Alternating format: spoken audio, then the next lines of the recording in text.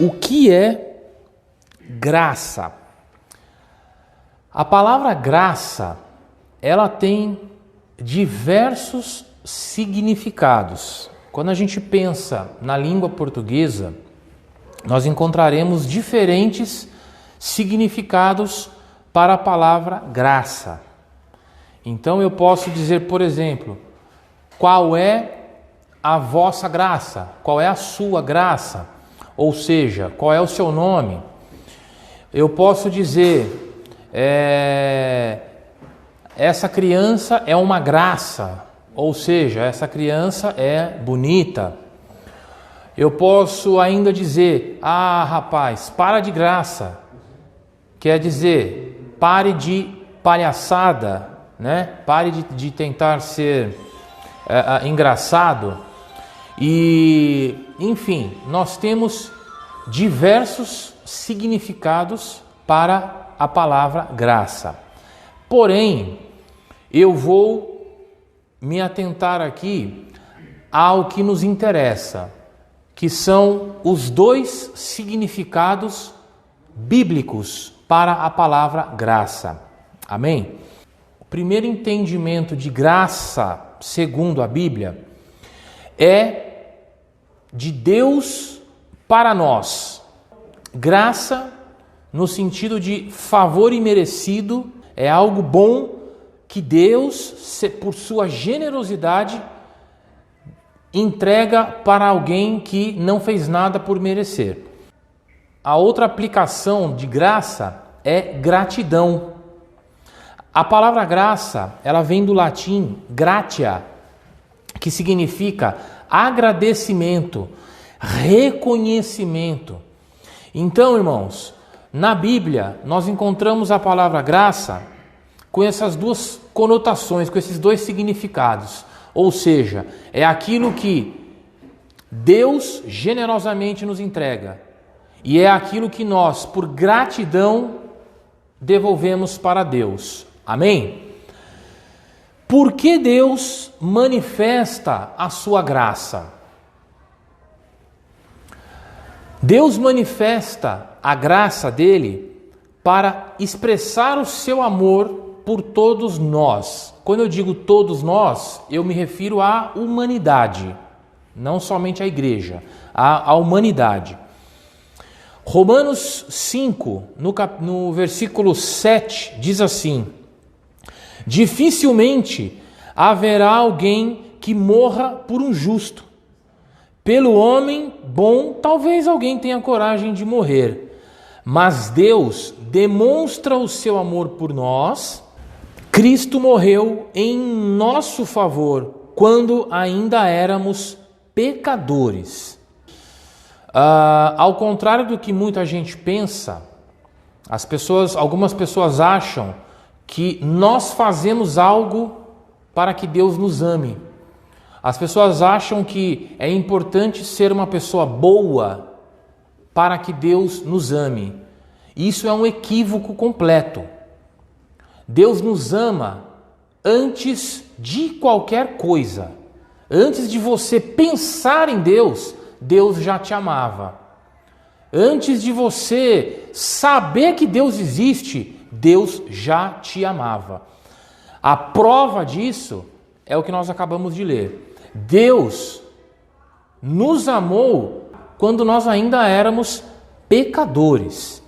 Efésios capítulo 2, verso 4, diz assim: todavia, Deus que é rico em misericórdia, pelo grande amor com que nos amou, deu-nos vida juntamente com Cristo, quando ainda estávamos mortos em nossos pecados. Pela graça vocês são salvos. E 1 João, capítulo 4, verso 19, diz assim: nós amamos a Deus porque Ele nos amou primeiro. Portanto, irmãos, Deus manifesta a graça dele porque através da graça Ele expressa o amor que Ele tem por nós. Ele nos ama sem que nós tenhamos feito absolutamente nada. Ele nos ama sem que nós mereçamos esse amor. Ele nos ama independente de como nós vivemos a nossa vida. Esse é o amor de Deus por nós. E esse amor ele é manifestado através da graça, algo que nós recebemos de Deus por pura generosidade dele, algo pelo qual nós não fizemos absolutamente nada para merecermos. Quais são os efeitos da graça de Deus? A graça de Deus, ela tem dois efeitos. O primeiro efeito é salvação para os pecadores. E o segundo efeito é bênção para os salvos. Efésios capítulo 2, a partir do verso 8.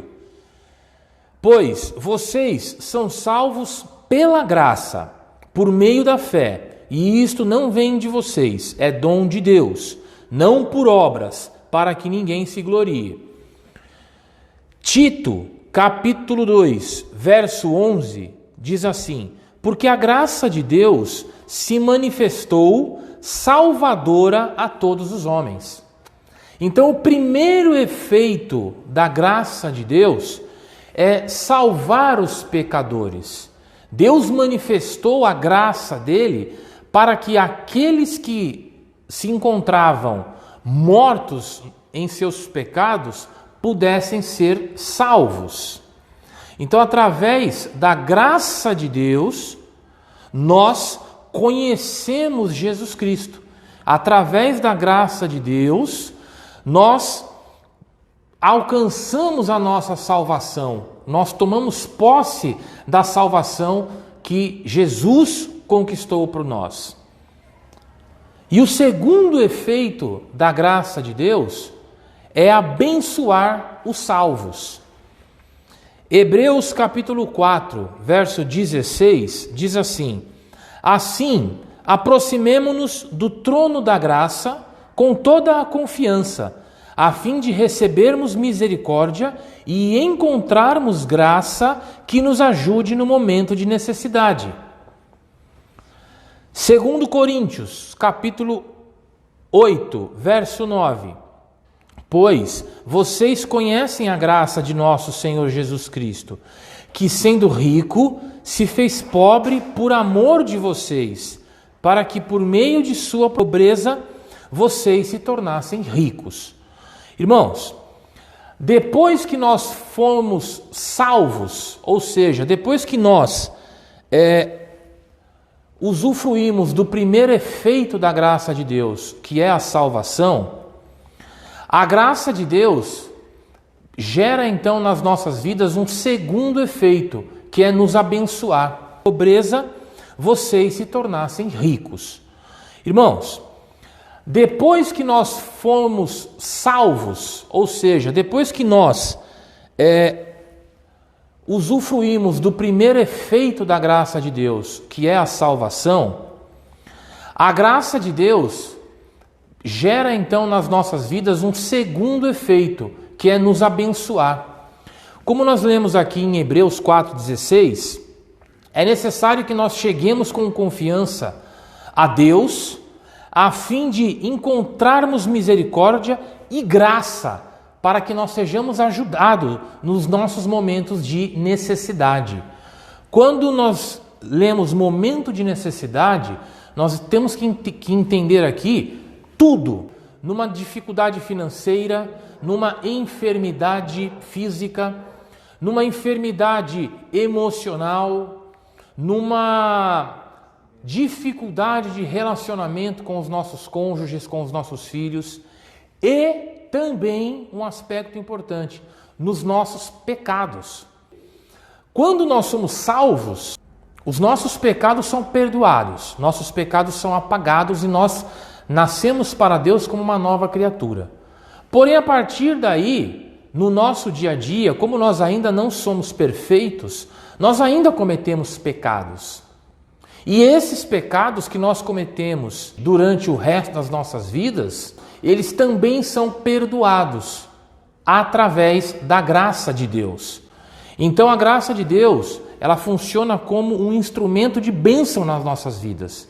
É através da graça de Deus que nós seremos socorridos nos nossos momentos de dificuldade. É através da graça de Deus que nós seremos atendidos, teremos a intervenção de Deus nas nossas vidas. Porque nós jamais mereceremos qualquer coisa de Deus. Nós jamais mereceremos qualquer coisa da parte de Deus. Porque a Bíblia diz que tudo que nós fizemos aqui, para Deus, não passa de trapo de imundície.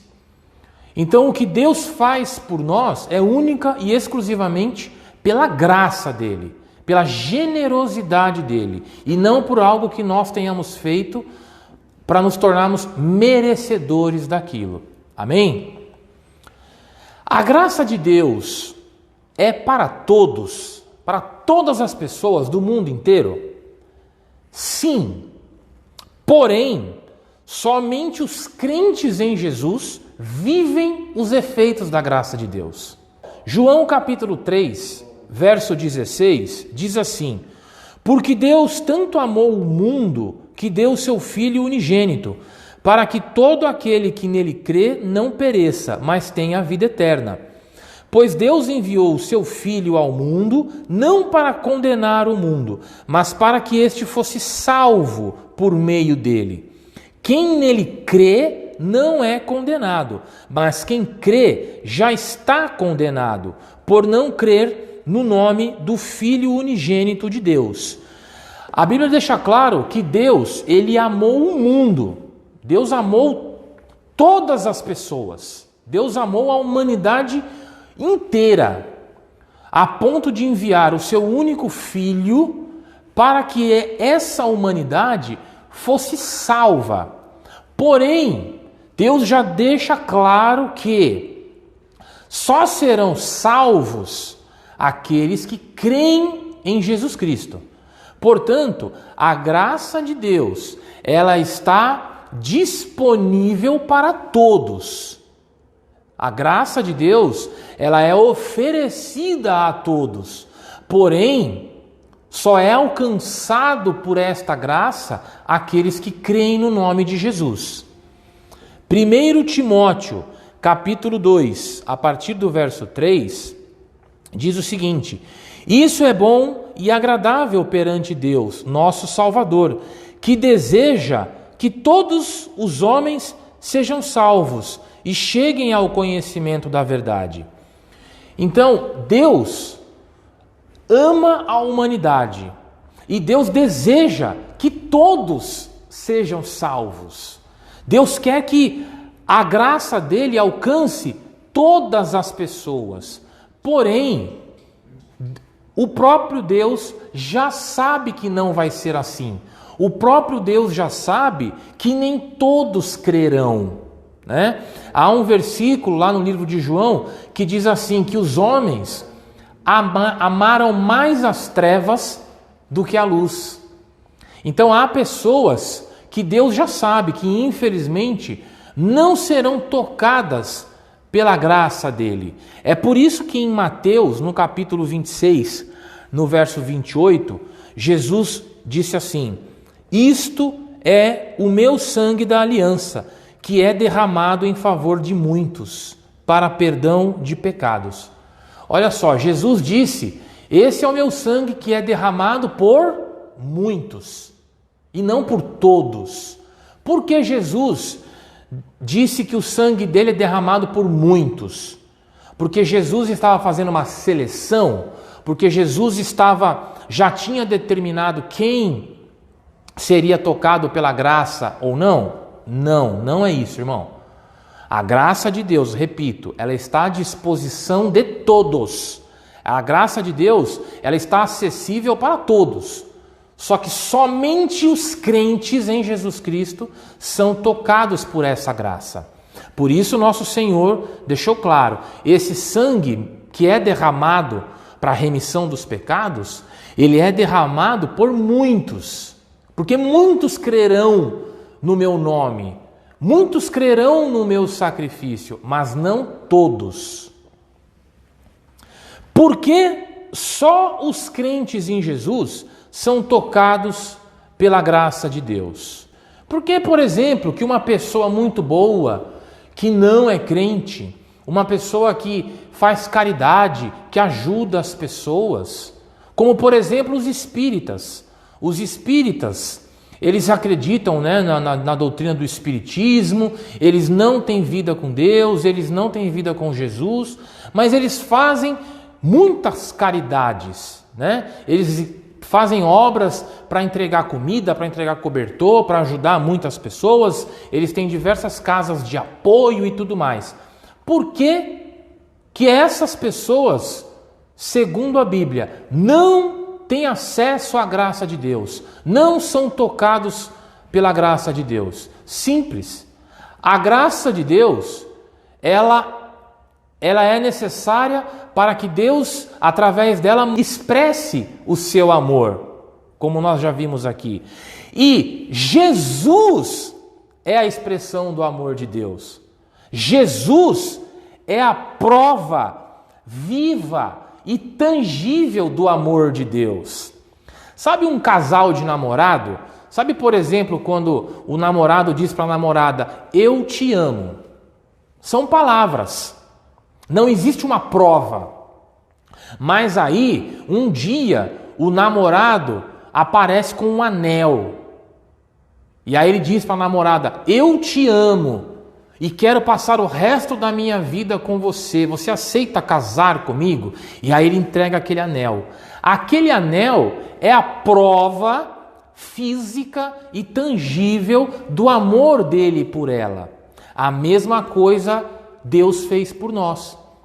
Deus nos ama, Deus manifesta o seu amor, Deus expressa o seu amor, mas para que não fique só em palavras ou que se torne algo apenas imaginário, Deus nos deu uma prova desse amor.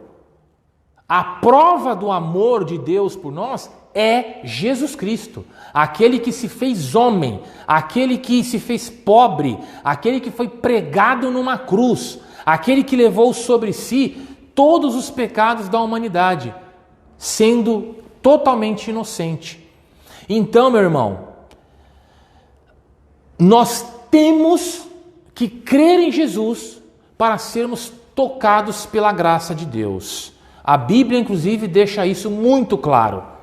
João, capítulo 1, verso 17. Pois a lei foi dada por intermédio de Moisés, mas a graça e a verdade vieram por intermédio de Jesus Cristo. Atos, capítulo 15, versículo 11. Cremos que somos salvos pela graça de nosso Senhor Jesus. Romanos 5,15. Entretanto, não há comparação entre a dádiva e a transgressão, pois se muitos morreram por causa da transgressão de um só, Adão, muito mais a graça de nosso Deus, isto é, a dádiva pela graça de um só homem, Jesus Cristo. A Bíblia deixa muito claro que a manifestação da graça de Deus se dá através de Jesus Cristo. Por isso é necessário crer em Jesus para se ter acesso a essa graça, para ser alcançado pela graça de Deus. Irmãos, como nós vimos aqui então, a graça de Deus, ela é tudo aquilo que Deus nos oferece. Esse é o primeiro significado bíblico de graça, é o favor imerecido.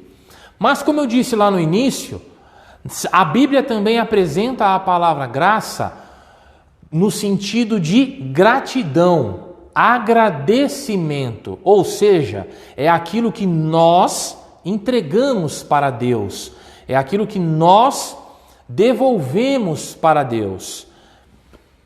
Como nós manifestamos então a nossa graça? De duas formas. Primeiro, agradecendo a Deus por tudo o que nós recebemos dele.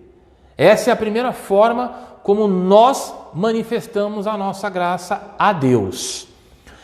Salmos 136, verso 1, diz assim: Deem graças ao Senhor, porque Ele é bom, o seu amor dura para sempre. Colossenses capítulo 2, versículo 6. Portanto, assim como vocês receberam a Cristo Jesus, o Senhor, continuem a viver nele, enraizados e edificados nele, firmados na fé, como foram ensinados, transbordando de gratidão. Colossenses 3, versículo 15. Que a paz de Cristo seja o juiz em seus corações, visto que vocês foram chamados a viver em paz como membros de um só corpo, e sejam agradecidos. Colossenses capítulo 4, verso 2. Dediquem-se à oração, estejam alerta e sejam agradecidos. 1 Tessalonicenses capítulo 5, verso 18. Deem graças em todas as circunstâncias, pois esta é a vontade de Deus para vocês em Cristo Jesus. E Hebreus capítulo 12, verso 28. Portanto, já que estamos recebendo um reino inabalável, sejamos agradecidos e assim adoremos a Deus de modo aceitável, com reverência e temor. Portanto, irmãos, nós temos aqui diversos versículos que nos dizem: sejam agradecidos, sejam gratos a Deus. Em toda e qualquer situação, em todos os momentos das nossas vidas, sejamos gratos a Deus.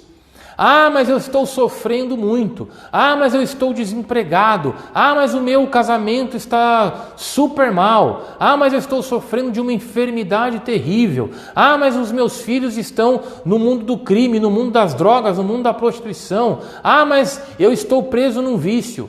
Independente de qualquer coisa, seja grato a Deus. Por quê? Porque todo o sofrimento que nós vivemos aqui, eles são passageiros. Todas as lutas, todas as dificuldades que nós enfrentamos aqui, é tudo passageiro. E nada disso pode ser comparado com as bênçãos que Deus preparou para nós. Portanto, em meio a todo o seu sofrimento, em meio a toda a dificuldade que você enfrenta, em meio a tudo isso, você tem que permanecer grato a Deus, agradecido a Deus, porque há uma vida eterna e maravilhosa preparada para você. Porque Deus tem bênçãos maravilhosas te esperando. Então, aquele versículo que nós lemos em 1 Tessalonicenses que diz: em tudo deem graças. Na verdade, nós temos inclusive aqui um outro estudo, aí eu recomendo você visitar o nosso canal no YouTube, que diz que nós não devemos dar graças por tudo, mas nós devemos dar graças em tudo. É assim que a Bíblia nos ensina, a sermos gratos. Afinal de contas, por maior que seja a sua luta, por maior que seja a dificuldade que você enfrenta, por mais que você esteja sofrendo, você está salvo. Deus te livrou da condenação. Você escapou do fogo eterno. Então, só por essa bênção, nós já temos que ser infinitamente gratos. Independente de qualquer coisa, a sua alma está salva. Você não vai passar a eternidade ardendo no fogo. Você vai passar a eternidade junto de Deus. Você quer uma bênção maior do que essa? A segunda forma de nós manifestarmos a nossa gratidão a Deus é fazendo o bem ao próximo. O Senhor faz muitas coisas boas por nós. O Senhor entrega muitas coisas boas a nós.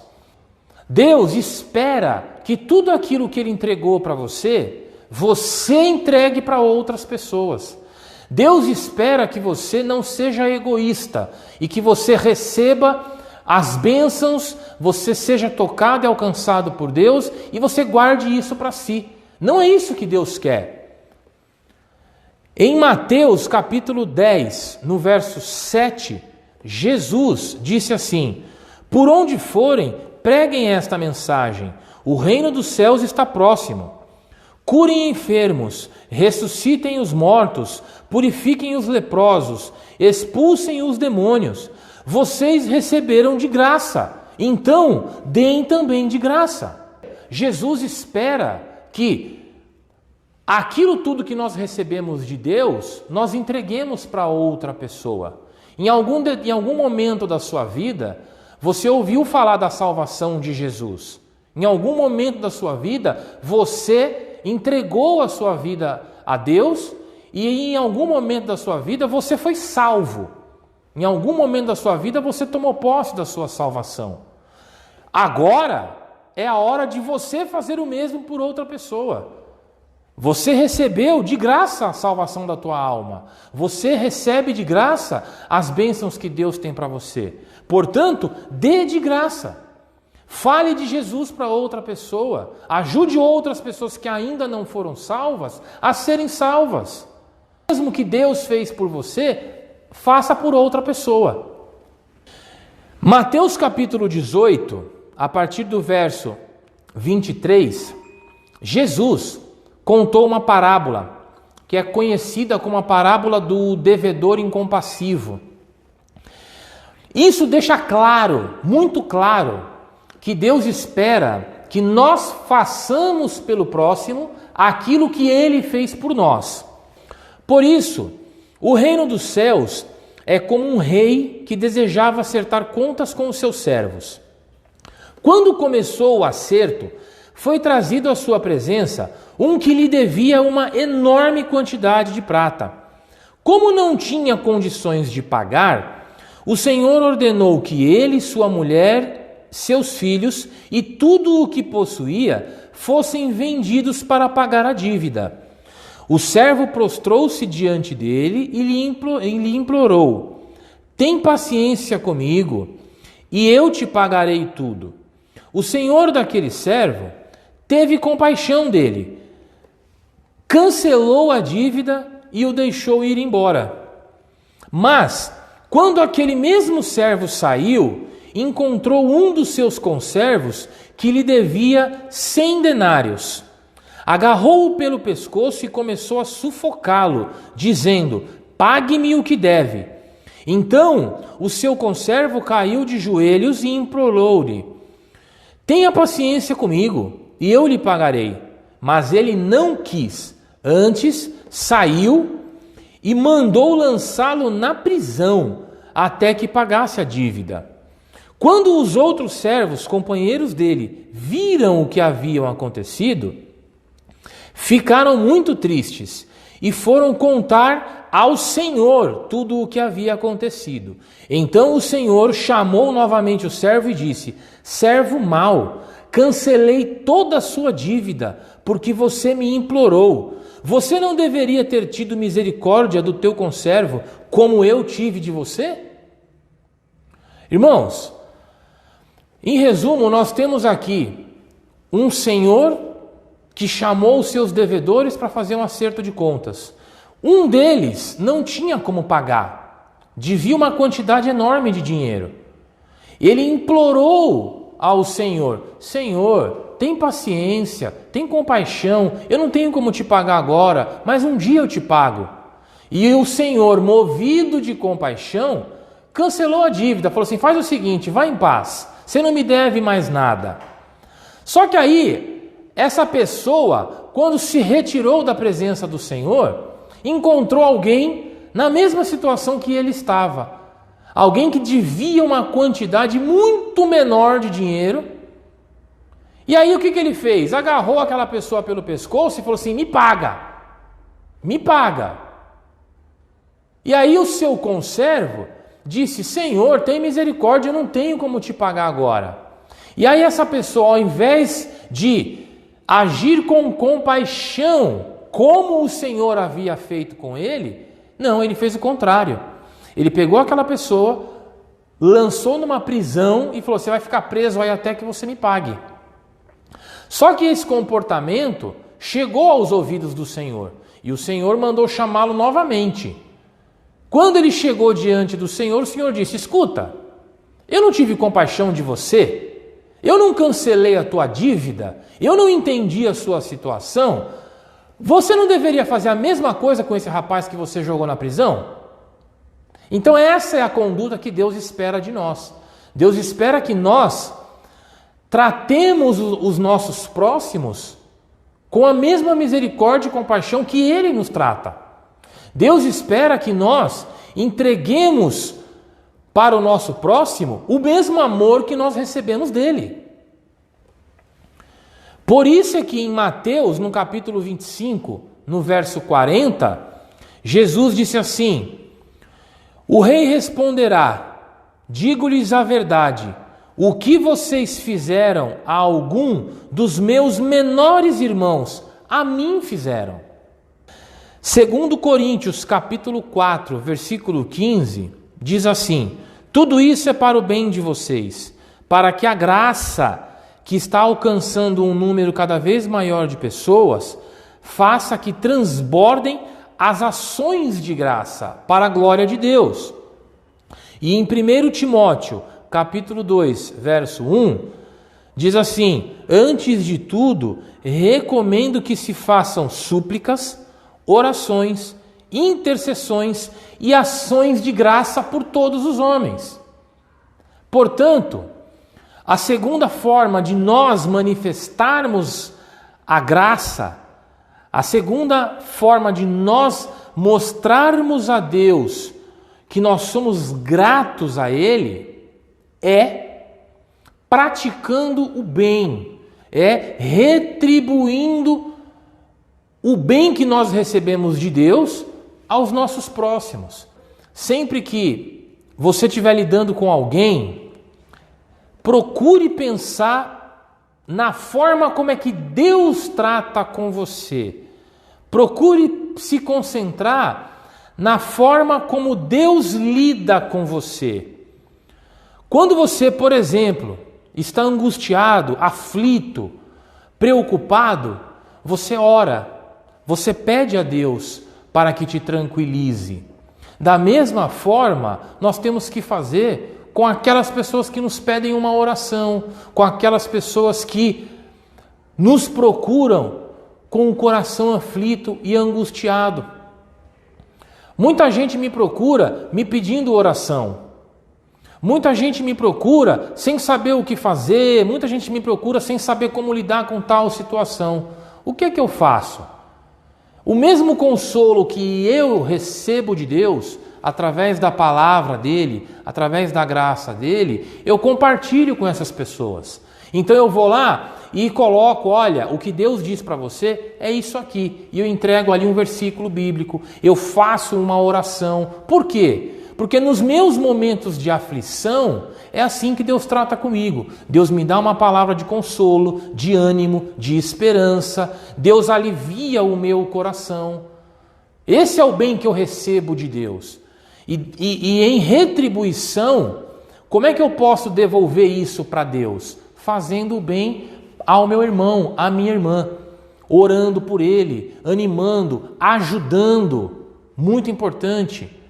Então, meu irmão, eu espero que você tenha claro o que é graça em termos bíblicos, tá? Que você entenda a importância de enxergar a graça de Deus por nós, para que você tenha consciência de quão abençoado você é, de quão grandes são as coisas que Deus tem para nós, e que você consiga retribuir essa graça, sempre se mantendo grato e sempre praticando o bem ao teu próximo, para a honra e glória do nosso Senhor.